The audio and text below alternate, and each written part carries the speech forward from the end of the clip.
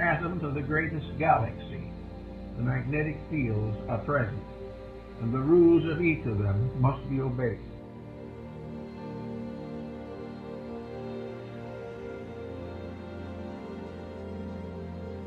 Each human body is surrounded by an etherical energy field. This energy field is sometimes referred to as an aura. This area of energy forms an egg-like atmospheric sheath around the physical body. The whole survival of the individual depends upon maintaining the integrity of this flow of energy into the magnetic field.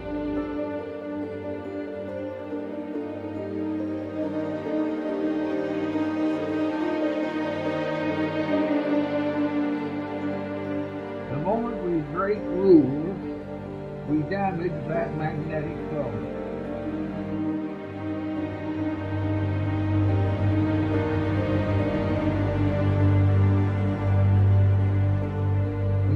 Got to keep the laws of nature, and these in turn are the laws of God, or the magnetic field fails.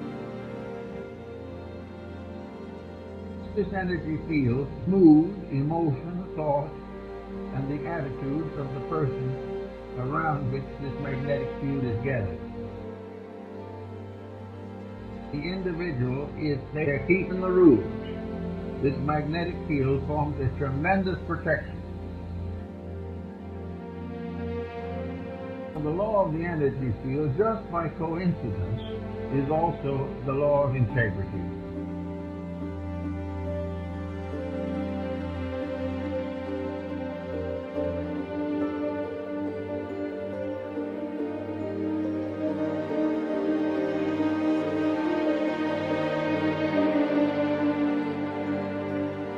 Integrity is simply keeping the laws and rules of energy fields.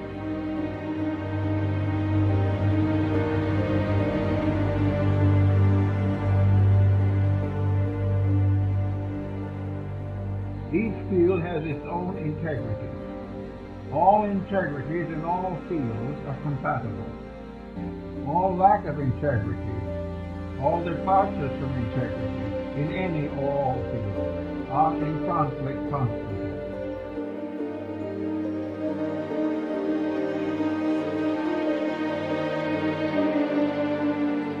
The only way the individual can escape conflict is by never abusing the energy factors of his own life.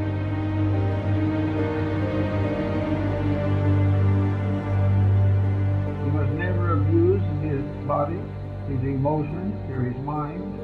He must never permit himself to develop attitudes that are incompatible with the integrities which nature has bestowed. The magnetic fields are absolutely honest. There is no possible way of making them dishonest. The only thing we can do with them is to destroy or limit the manifestation of their integrity. If we break the rule, we lose the benefit of that particular energy. When we lose that benefit, we then say that evil has come to us. But it is not an evil thing that has come to us. It is the failure of a good thing to be developed and purified and intensified. The magnetic fields are also in a state of constant evolution. They are in evolution in the life of the person. The individual may be born on a certain level of magnetic integrity.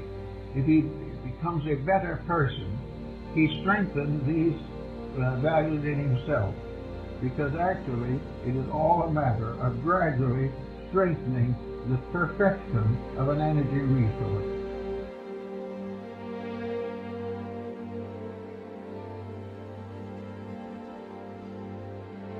Now, no one is going to perfect it in one life or 100 lives maybe, but it's going to grow. And the more integrity grows, the more rapidly the individual becomes harmoniously adjusted to the principle of life to which he belongs.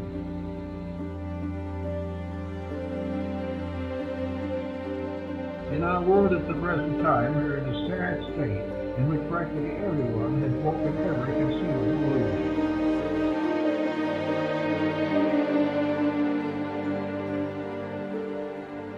We are living day by day, trying to live off the profits from our own mistakes. And this is not really possible.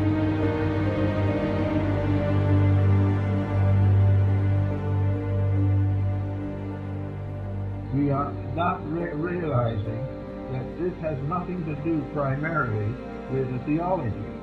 This has nothing to do with laws of government. This has nothing to do actually with our legal code.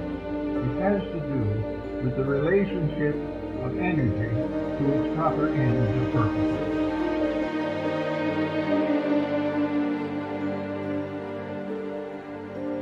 We know what it's supposed to be, we know what it's supposed to do, and we know that it isn't accomplished.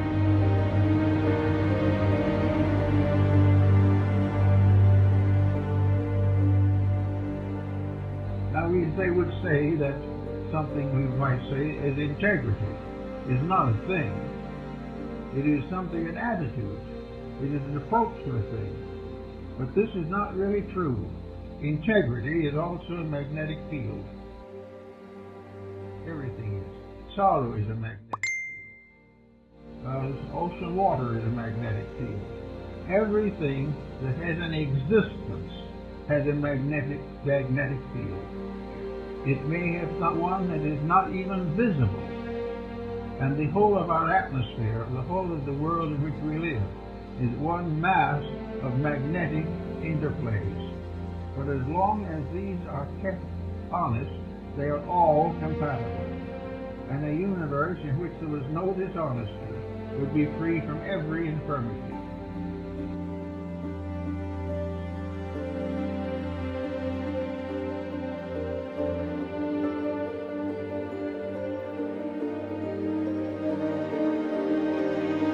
Everywhere it is energy that must be properly used.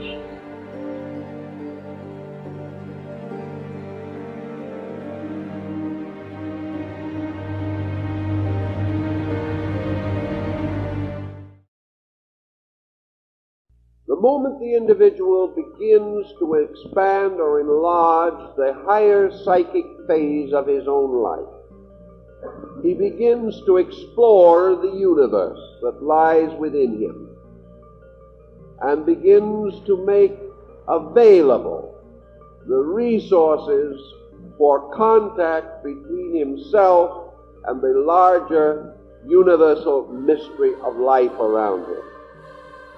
Therefore it was written of old that the upper parts of the soul are the bridge between man and God, even as the lower parts of the soul are the bridge between man and body. And that we must all pass back and forth upon this bridge, but that we should not loiter or linger too long thereon. Thus the soul also begins to take on its position or its meaning or its significance as intermediary between spirit and body. And when we consider man as a triad or a trinity consisting of spirit, soul, and body, the soul becomes the middle ground between the two extremes, therefore the reconciler. And without the soul as a middle distance, the ancient Kabbalists believed that spirit and matter could not meet, and that wherever they meet, it is because of a psychic intermediary that exists in nature, and that this intermediary, like the hypothetical ether of science which unites energy and matter, is required to explain how pure life can become involved in the absolute negation of form. So in any event, we have a triad now of 3 degrees, spirit, soul, and body. This triad corresponds with the Platonic triad, or as it is more familiarly known, the Socratic, of the one, the beautiful, and the good. Obviously, the one would represent spirit. Perhaps less obviously, the good represents matter, because matter is the source of experience. And as Socrates says, experience is the greatest good. Therefore, the world by which we are taught, or by which we are inspired to learn, is the greater good. Between these two, then, stands the beautiful. And wherever we find this in nature, we find it associated with the soul. And we also find that the beautiful mediating power, representing the psychic life of man, stands in nearly every theology behind the concept of the personalized Savior divinity. The soul becomes the world hero. It becomes the mediator between God and man. It becomes the redeemer, the reformer, the regenerator. And nearly always where there is a psychic myth, there is a myth of death and resurrection. There is the story of the soul that dies in the body, or enters into a state of generation. Or as Plato says, the body is the sepulchre of the soul. And this same thought he expresses again where he says that the soul is contained within the body, as the oyster is contained within its shell. That the body, therefore, is a kind of grave into which the soul dies, and that this death we call birth. For the real physical birth of man is nothing more or less than the descent of the soul into the state of obscuration. And that with the birth of the body, the soul passes into sleep. Also that the soul returns, according to the Platonists, to this world for a particular experience purpose, namely retribution. That it is here that the soul must experience the consequences of its own irrational instincts and appetites. And because this is the place where what we do returns to us in the term of consequence, this is properly called Hades, or the land of Dis, or death. And actually, this is the perdition which was symbolically blazed by the ancients. The place of our own inevitable compensations, where we must reap as we have sown. So what is the purpose of the soul? Well, probably the purpose of the soul could be again defined as its instinctive need to follow the Platonic rule, namely, to worship the one, love the beautiful, and serve the good. These are the natural desires of the soul. And in this desire, there is no emphasis upon profit. There is no emphasis upon building immortal destinies in the material world. There is no emphasis upon fashions and changing styles, complete-fine triads set up in ancient philosophy, stated in this way: spirit, soul, mind, or spirit, mind embodied. And today there is a tendency throughout modern psychology to assume that thought and emotion are the polarizations of the psychic power, and that therefore man's mind is part of his soul. I think this is due, partly at least, to the lack of clear differentiation in modern scientific research, because as yet the researcher is merely looking from an objective point of view towards something subjective. And as he cannot define this subjective thing, he is certainly not in a condition to stratify it, to give the various parts of it true and complete attention. The tendency, therefore, is to divide man into what you can see, body, and what you cannot see, soul, and let this division stand, considering the fact that we permit this invisible part to be accepted as existing. Represents a liberality almost beyond scientific demonstration. In other words, they feel that they have gone as far as they can with scientific precision. Actually, there is much to point out that the mind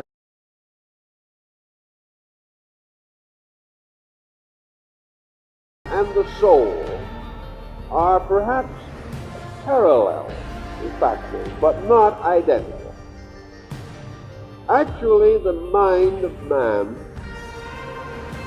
is part of his invisible nature, but it is not completely identical with the emotional soul and the psychic nature as we know it. I think that we may say, for example, that the mind of the individual is an evolving entity also, and that under certain conditions, its dependency upon psychic energy is very great, and that this energy may affect certain parts of the mind, and the mind in turn may affect certain parts of the psychic organism. We have learned, for example, that the mind, if we wish to call it the physical positive polarity of the psychic energy, that the mind is a comparatively impotent creature or being or entity unless it is dramatized or vitalized by emotional energy. Therefore, that emotion leads thought. Thought does not lead emotion. Thoughts do not kill emotions in most instances, but most times emotions kill thoughts. The power of emotion is very much greater, and there are very few people who think continuously or even for long periods of time simply from the pure instinct to think. One individual said, "I have never permitted my emotions to become involved in my thoughts." And you ask him why he has not permitted this. He said, "Because I enjoy thinking." So mind and all of the energies that we associate with it is used principally to sustain and justify emotions. The individual says, "This I believe. Now I will prove it." And he will. And 100 people working with the same problem and working from the same basis will come back with 100 different infallible answers. Because each person will prove not what is true, but what he feels, what he has preconceived to be the inevitable answer. Thus, mind, if it cannot sustain emotion, is penalized by being ignored. And if our thoughts do not please us, we forget them as quickly as possible. Their merit is not so important. Religion comes forward then with itself and its purpose, and emerges as medicine for the soul. The purpose of religion is essentially to bring peace to the human soul. And in the effort to do so, it has to demand or require that the individual make his peace with God, or keep the laws and principles upon which the universal life depends. Religion thus stands strongly as the mediating power. The temple was always the place which was between the world and the gods. And this temple, therefore, built in veneration of the deity, was itself a living symbol of the soul. And the rites, rituals, ceremonies, and sacraments of religion are symbolical of processes, alchemical and alchemistical, which must go on within the regenerating power of man's psychic life. This comes then to the idea that for man, salvation means the integration of the soul, the bringing of the soul into the light of its own purpose.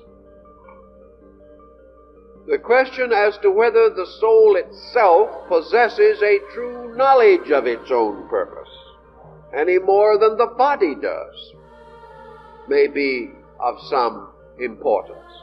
But we do know that the soul has a dimension that the body does not, and that the soul, as having a larger life than the body, a life extending over greater vistas of time, that the soul, in all probability, has a larger knowledge of its own potential than the body consciousness which we have.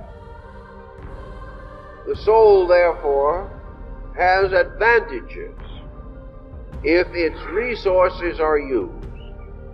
And we also are inclined to assume that the roots of the soul, extending downward into the depths of archetypal space, that these roots are closer to the root of life than are the roots of phenomenal existence as we see outward living.